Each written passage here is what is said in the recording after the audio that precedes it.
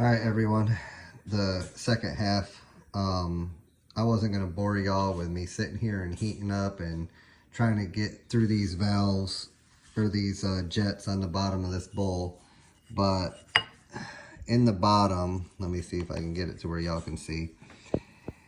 Inside that cavity right there, nothing goes there, but a little jet goes there, which they are right there. They're got to be cleaned out. They're completely clogged solid. So this is like a sight hole. You push that jet there. If you can push your cleaner down through it, you'll be able to see it come out this hole here, the cleaner. This is all the pile of gelled up, nasty old gas that was just straight up like glue. I mean, I was pulling chunks out of there that are just disgusting, and I would have never gotten fuel through there. So I'm pretty sure the motor was only running on basically one carburetor. So it should run hopefully really good after I get this all done. But let me turn this back on. Oop, that would have been bad. Get that all over the place. All my lights are at work and everything. Like I said, all my stuff is at work. So I got all these ports cleared out. I got the two little jets, which are right here, out. I gotta clean them out. They're packed solid. Put them back in each side here, and then make sure everything's good. Put our screws back in the end, and then once I get that done, then we can start reassembling it. I think I've got this thing pretty much as clean as I'm going to without buying like a gallon of that parts cleaner to soak the carburetor in overnight. So let's try and get this back together. Hopefully y'all can see where I got this set up. I'm gonna try to get these cleared out as much as I can. There's still a little bit of debris in here. It's just nasty. These things are so clogged up.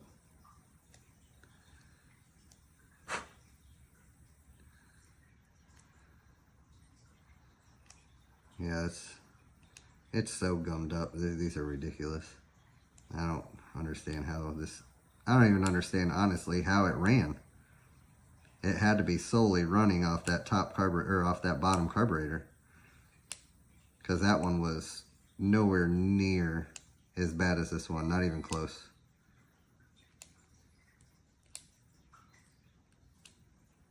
I'm just trying to find the hole so I can start cleaning it out.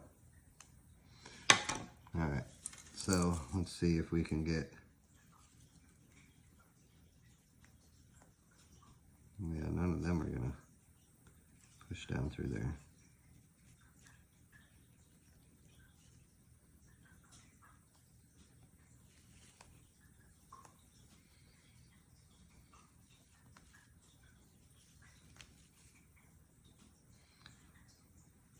These are so bad I can't even see the entry hole to the jet. They're just so clogged up.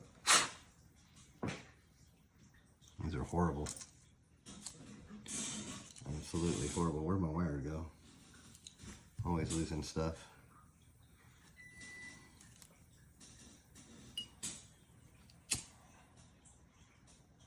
Heat this up again. This is what I didn't want to bore you with y'all earlier, because I was just trying to scrape all that stuff out. It was not being cooperative, that's for sure. And that's not wanting to come out of there either. Yeah, these things are just so bad. But I bought this little tool right here set for doing my kids' electronics, because they're always breaking screens and controllers. So I bought that, and it actually worked amazing to get these jets out, because it's such a small cavity in there and a small jet. So it worked out pretty good. Oh, look at that. Got it through there on that one.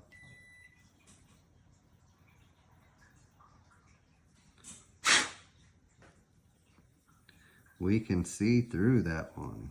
Congratulations. I'm gonna just try to scrape the sidewalls of this to see if there is any debris. Like I said, that top hole, the top hole up here is way smaller than the bottom. So I'm just making sure that I can get as much of this stuff out. If I mean, I want it all out, but I'm just making sure that there's not any pieces in there. Like I can still see some in there. I feel like a jewelry maker trying to get into these tiny holes.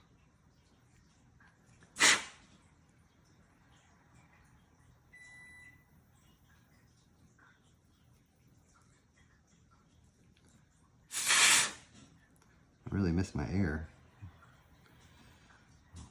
But I wanted to bring this home and do it. Every time I try to do videos at work, I get interrupted by guys asking me questions or saying something's broken. All right, that one there seems to be cleared out. Now we'll do the same thing, dig all this gelled up gas, old gas out of the top of this hole. That's why I couldn't get that wire down through there. This stuff is just, it's like tar. It's just, the consistency of it is like literally like roofing tar. It's very sticky and does not want to let you poke a wire through it for sure, because it's so small and not very strong.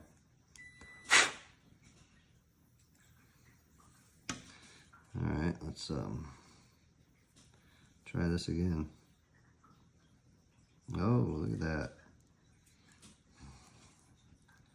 Winner, winner. Now we'll scrape all the stuff off this little brim here.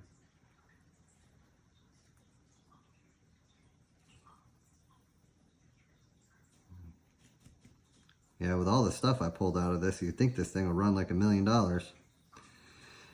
But as I've learned throughout the years of being a mechanic for automotive and diesel and small engine, the carburetor is the most finicky thing in the world, in my opinion.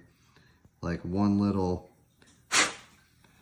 micro adjustment on the fuel ratio, air to fuel ratio, or you know, the adjustment screws, and your engine won't run worth a crap, to be honest with you.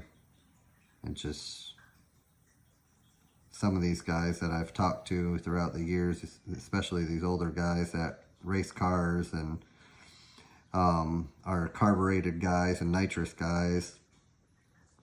They're not like these new guys with fuel injection and blower motors and stuff like that. Superchargers, the old school guys, the hot rodders, they're all carburetor. Some of them run, you know, dual carbs, 6-packs on old chargers and stuff, and I can just imagine trying to get all them carburetors tuned together to run right. It's bad enough getting one to run right, let alone when you got multiples. Alright, we got these cleared out. I can see light through them. I don't know if y'all can see the light through them or not. I'm using, like I said, I'm using my cell phone. I got my other my Canon camera I'm gonna set up for this. I'm still working the kinks out of that, trying to get my tripods and everything done. But my father-in-law talked me into doing this YouTube channel. He's like, you do so much, you need to document it. Well, let's see how this goes. So, but if any of y'all into ham radios, let me know. He's got a ham radio channel that he's very informative. He knows a lot about those radios. Alright, let's start putting this thing back together. Got our screws with our new O-rings on. When I get to work on Monday, I won't film it, but I'm going to spray some carb cleaner in there just to make sure it's super clean. Because, I mean, that screw should have been threaded in there with zero problem. There is still some of that gummed up gas in the threads in there. So that's all on there. Bring our carburetor back over here. Let's slide this paper towel down. I don't want to really set it in all that trash. Got that back on there. Make sure your pin's all pushed in, because it does sit in this crease here. It's like perfectly and holds that pin in, and if it's off, it'll throw everything off. Before we do that though, I'm just going to double check. Run this down through there. Perfect. Perfect. Alright, we're golden. Okay, we're going to set this back down on here. One of your screws will have your carburetor tag on it. It goes on the front, obviously. It's the only place it'll fit. I'll get these on here for you, on there.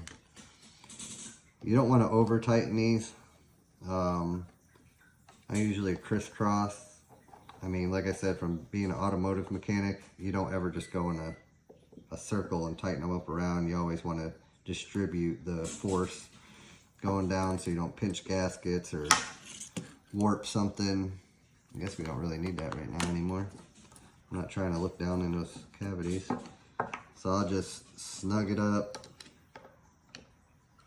go across from it, snug it up, go up here, snug it up, come down to this one, snug it up. Alright, flip it over, put our top on. Again, that one's already cleaned. I've already checked all the holes. Set that on there. Get this all dialed in. I think I might take some time too on Monday and just like take that Dremel tool I was showing you and clean up the housing a little bit. I'm not trying to win boat shows with this thing, but I like my stuff being clean. That way, if there is ever leaks, like I don't have to like look through trash or dirt or oil or anything like that. I'm still waiting on the bearings for the gearbox, or for my gear assembly, so I can put the drive shaft cylinder guide, I guess it's called. Like I said, I'm not super familiar with all the technical terms and names of all the parts, but I got the gears in and everything. I got the lower end all redone and fixed up. I'm just waiting for those two bearings, that bottom bearing and the top bearing, for that cylinder that goes over the drive shaft or propeller shaft into the gear case. Because when I took them out and inspected them, they looked fine, but none of the needle bearings are rolling. They're all like rusted together. I've been soaking them for 3 days. It hasn't helped. So we're gonna get new ones. A great word of advice, and I'm glad I watched the videos prior from Brandon's garage. Put your hoses on first and put your clamp on. Just leave it out. I got about 6 to 7 inches hanging out, because once you put these carbs on, you are not getting a tool in there to tighten these down. So make sure you put this hose on, put your clamp on, tighten it down.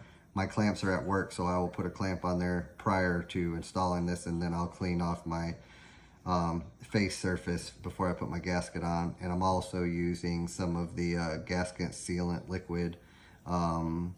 I can show you that. You've seen it in my videos, but I use that as too recommended. As I say, that Brandon from Brandon's Garage recommended using that stuff.